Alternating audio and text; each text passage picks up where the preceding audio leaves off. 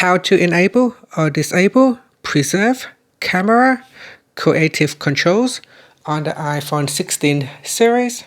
First, let's go back to the home screen by swiping up at the bottom of the screen. And from the home screen, tap on Settings. Then in the Settings page, we scroll down and tap on Camera. Next, scroll down and tap on Preserve Settings. Then in here, we scroll down and tap on Creative Controls. Tap on the toggle button to switch on or turn off the Creative Controls Preserve settings. In here, it says that preserve the last use aspect ratio or light setting rather than automatically reset. So select your options and then tap on the back key to go back to the previous settings.